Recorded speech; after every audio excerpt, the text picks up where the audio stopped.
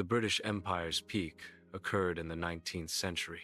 During this period, the empire controlled vast territories across the globe. A globe animation visually represents the empire's extensive reach. The animation highlights former British territories in red. This visual emphasizes the significant geographical scale of the British Empire. The highlighted territories demonstrate the widespread influence of the empire. The British Royal Navy achieved a position of global dominance following key victories. The victories at Trafalgar and Waterloo were instrumental in establishing this dominance. This naval power allowed Britain to effectively control vital sea lanes worldwide. Control of sea lanes facilitated global trade and economic influence for Britain. The Royal Navy's strength enabled Britain to project its power and influence across the globe. This projection of power solidified Britain's status as a leading global power during that era. Britain strategically utilized naval bases and coaling stations to maintain maritime supremacy. Key locations included Gibraltar, Cape Town, Singapore, and Malta. These bases facilitated naval power projection across the globe. They ensured resupply and repair capabilities for the Royal Navy. The East India Company operated as a powerful economic engine in India. It exerted control over vast territories, influencing local governance and resource management. The company strategically manipulated local economies to maximize its profits. Key trade commodities included spices, tea, and opium, which were central to its revenue streams. These operations highlight the company's significant impact on India's economic landscape. The Industrial Revolution saw rapid industrialization in Britain. Factories became central to production during this era. Steel mills contributed significantly to industrial output. Steam locomotives revolutionized transportation and trade. Britain emerged as the workshop of the world due to its industrial advancements. The British colonial economic system was characterized by a symbiotic relationship between Britain and its colonies. Colonies primarily functioned as suppliers of raw materials to Britain. These raw materials were essential for British manufacturing and industry. Simultaneously, colonies served as captive markets for British manufactured goods, ensuring demand and profit. The Suez Canal's construction was a strategic infrastructure project. Its opening significantly shortened travel times to India. The canal provided a direct sea route between Europe and Asia. This reduced the need to circumnavigate Africa. The Suez Canal enhanced Britain's strategic control over trade routes. It facilitated quicker access to colonial territories and markets. Telegraph lines facilitated rapid communication across the empire. The speed of information transfer was significantly increased. This enhanced communication aided administrative control from London. Real-time updates allowed for quicker decision-making. The telegraph network improved coordination of imperial activities.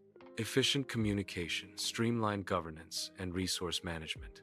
The white man's burden was an ideology used to rationalize imperial expansion. It presented imperialism as a noble, civilizing mission. This concept suggested that white Europeans had a duty to civilize non-white populations. It implied a racial hierarchy, with Europeans at the top. The ideology served as a justification for political and economic control over other nations. Post-colonial history examines the impact of colonial powers on indigenous societies. The civilizing mission involved imposing the colonizer's culture and customs. This mission was often carried out by a triumvirate of merchants, missionaries, and soldiers. Indigenous cultures were frequently disregarded or suppressed during this process. English-style education systems were established in various colonies. A primary goal was to create a local administrative class. This class needed to be proficient in the English language. These schools followed the curriculum and structure of English institutions. This facilitated communication and governance by the colonial power. Railways, courts, and irrigation systems represent significant infrastructure projects. These projects were initially constructed to serve imperial interests and facilitate control. However, these projects also left a lasting physical legacy in the regions where they were built. This infrastructure continues to impact transportation, governance, and resource management today. Parliamentary democracy is a system of government where the executive branch derives its legitimacy from and is accountable to the legislature, Parliament. The British Houses of Parliament serve as a historical model for this system. Former British colonies, such as India, Canada, and Australia, adopted variations of this parliamentary system. The architectural similarities in their parliament buildings reflect the export of British governmental systems. British common law systems and parliamentary traditions have had a lasting impact on former colonies.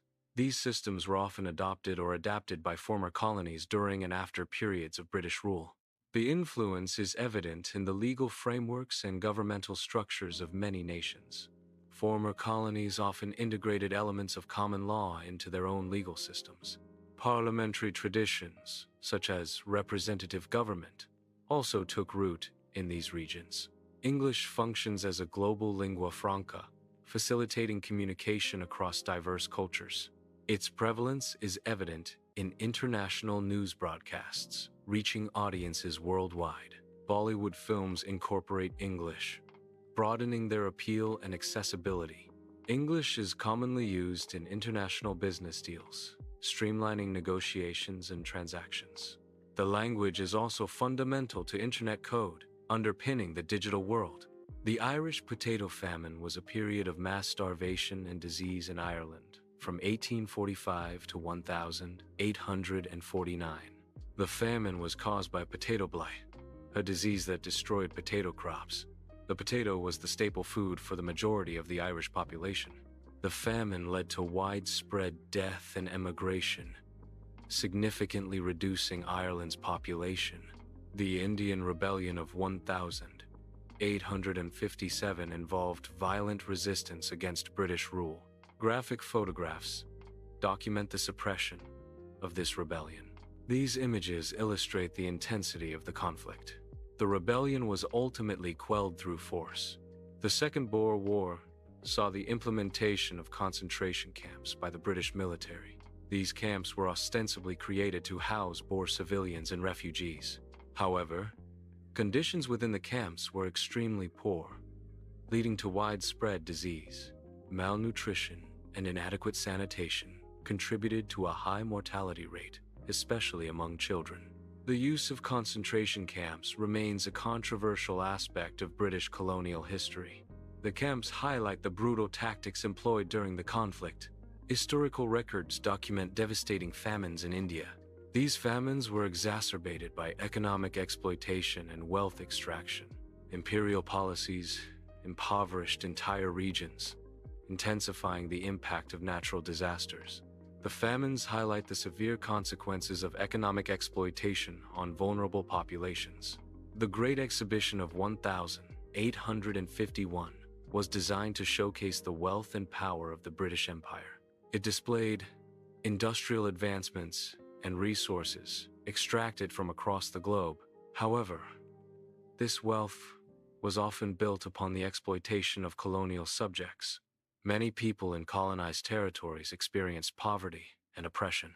The exhibition's celebration of progress obscured the human cost of imperial expansion. This juxtaposition highlights the inherent paradox of the British Empire's prosperity. The spinning globe visually represents a shift in global power dynamics. The receding red territories symbolize the decline of an empire. This decline signifies a reduction in the empire's control and influence. The emergence of independent national flags represents the rise of self-determination. Self-determination is the principle of nations freely determining their political status. The Commonwealth Games represent a modern continuation of sporting traditions. These traditions, such as cricket and rugby, are a legacy of the former British Empire. The Games provide a platform for athletes from Commonwealth nations to compete. This fosters a sense of shared history and cultural exchange through sports. The inclusion of sports like cricket and rugby reflects the historical influence of the empire on these nations. Diasporas are the result of historical migrations and dispersals of people. These movements often stem from factors like conflict, economic opportunity, or imperial expansion. Empires have historically facilitated the movement of populations across vast distances. This movement leads to the establishment of diasporic communities in new locations. These communities maintain cultural connections to their homelands.